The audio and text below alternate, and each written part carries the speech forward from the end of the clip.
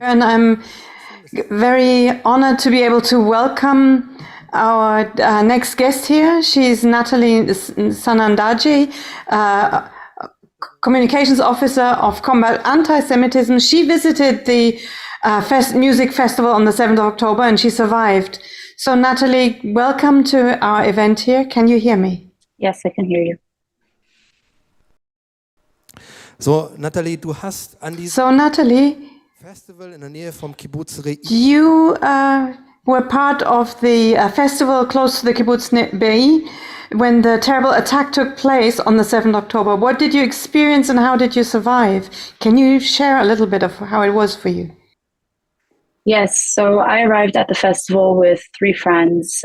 We met there with about 10, 15 other kids, all Israeli. I was the only American in the group. We arrived at around 1, and me and my friends, we decided to take a rest at around 3 and wake up for the sunrise set of the festival, which was the part of the festival that everyone was waiting for and anticipating. One of the girls that we were with came and woke us up at around 6:30. She came over to alert us of the situation. She wanted to make sure that we were awake and we understood what was happening. The way she described what was happening was unlike anything else. She came to us and she said, I just want you guys to know some rockets have been intercepted overhead, but it's okay. It's normal for the area that we're in. It will probably just be a few and it'll pass and we will continue with the party. I want everyone to try to imagine a music festival happening anywhere else in the world and rockets being intercepted overhead and young kids reacting in such a calm manner. That simply wouldn't happen anywhere else.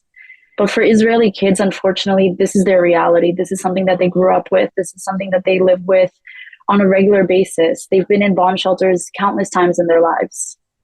So at first, nobody took the threat that seriously because they figured it would just be a few and it would pass. After a few minutes, we realized this isn't just another ordinary situation because it's not just 5, 7 rockets. It was 10, 15, 20. They kept coming. Eventually, after a few minutes, the festival security shut off the music and asked everyone to please evacuate to their cars. As we're evacuating to our cars, the festival security starts asking everyone to drive in a certain direction. We start driving, and eventually they ask everyone to please pull their cars over to the side of the dirt road and get out of their cars and start to run. At that time, we didn't understand why they would ask us to do such a thing because we still thought it was just rockets. And we figured we have the Iron Dome, which intercepts most, if not all of the rockets. And our biggest fear was scraps from the rockets that are being intercepted falling on our cars. But we listened to the security. We pulled our cars over to the side of the road and we sat there for a few moments trying to understand why they would ask us to run. And that's when we heard the first gunshots. And that's when we understood that there are terrorists on foot just a few feet away from us. As soon as we heard the first gunshots, we opened our doors and we started to run. Kids were running in every direction. Nobody knew what direction was the direction of safety. And when a lot of people ask me, how did you survive? How did you know what choices to make? I met someone recently who's done a lot of documentaries with Holocaust survivors, and he said that a lot of the Holocaust survivors that they spoke to, when they were asked, how did you know what choices to make in order to save your life? They said that they didn't know, but what they called it was a choiceless choice. And a choiceless choice is when you just simply have to make a choice in that moment, and you have no idea of knowing which choice is the right choice, but you just have to make a choice. And that perfectly describes the choices that we made as we were being chased by the Hamas terrorists and being shot at and having rockets intercepted over our heads. We simply had to make choiceless choices. One of those choiceless choices was when we passed by a group of kids who were hiding in a ditch. And we knew one of these kids, and he told us, get in, come hide with us.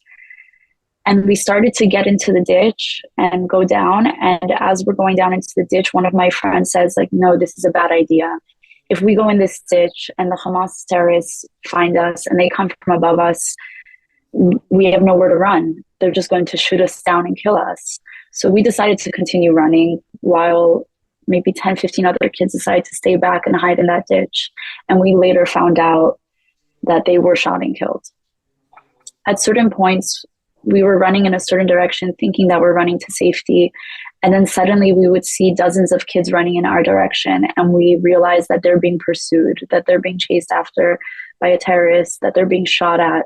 And then we once again have to make a choiceless choice of changing directions and making a split-second decision on what direction to turn to. And we really had no way of knowing what direction was going to be the right direction. Later, we found out that the Hamas terrorists were closing in on all of us from multiple directions. So really, there was no right direction. Eventually, after about 2 hours of walking and running, every time we wouldn't hear gunshots for a few minutes, we would slow down to catch our breath. After about 2 hours, we ran into a police officer who was alone. He didn't have much to protect us with. All he had was a handgun. And we asked him, why can't you call for backup? And he said because the terrorists had taken over the local police station and they had taken over their radio station. And if he called for backup, he would simply give up our location and then they would come for us. And as he was walking alongside us, protecting us to the best of his ability, we could hear the Hamas terrorists yelling on his walkie-talkie on the police's radio station. He told us the best advice he could give us was walk in the direction of the sun, because that direction was the town of Patish, which was one of the nearest towns to get to safety. We continued to walk in that direction for about 4 hours. Eventually, after about 4 hours, we hadn't heard gunshots in a few minutes, and we decided to sit under a tree and get some shade and catch our breath. While sitting under that tree, we suddenly see a white pickup truck driving in our direction. And it was me, my 3 friends, and maybe about 10 other kids. Our automatic reaction was, this is a terrorist coming to kill us. I remember seeing all the other kids, we all kind of simultaneously, like half got up, contemplating running. And then at the same moment, we all kind of realized we have nowhere to run to. We're in an open field. There's nowhere to hide. If this is a terrorist, he's in a car, he has a gun, we're on foot. And then we all kind of just sat down and accepted our fate. And we all looked at each other and kind of just nodded our heads. And we understood, like, this is the end. And we accepted it. But luckily for us, it wasn't a terrorist. It was a man from the town of Patish who left the safety of his home, of his town, and drove towards all this chaos, risking his own life in order to save ours. We all got into his pickup truck. He drove us to the town of Patish. And as soon as he dropped us off, I didn't even have a moment to thank him, because he turned right back around and risked his life all over again to go save more lives.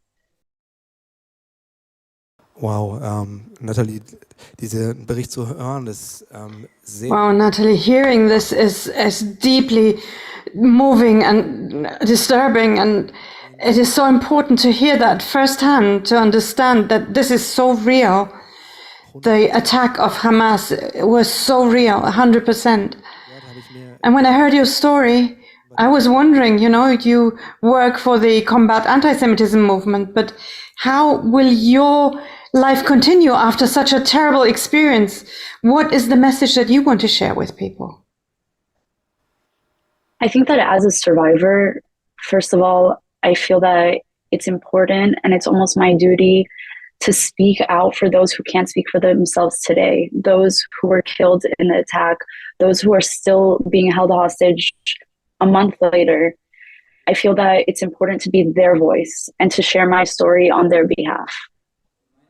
And since this attack, my life has I've taken a new role in my life, and I feel that it's important to speak out and to educate people on what's really happening, on the fact that this is a terrorist organization, that they're not only killing innocent Israelis, but innocent Palestinians as well. And to see the reaction of the world, to see the rise of anti-Semitism after this attack, it's like the world is throwing salt on our open wounds.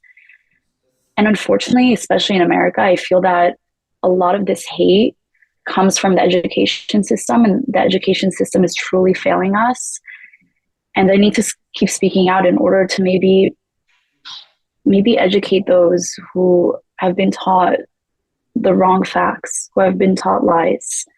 And I hope that maybe if they hear the story from someone who is there, as opposed to just reading it in an article, that maybe they will understand better what's really happening. Maybe they will take it more seriously. Maybe they'll choose to do more research and to really learn about the situation instead of just seeing a post online and deciding to get their information from a source that isn't reliable.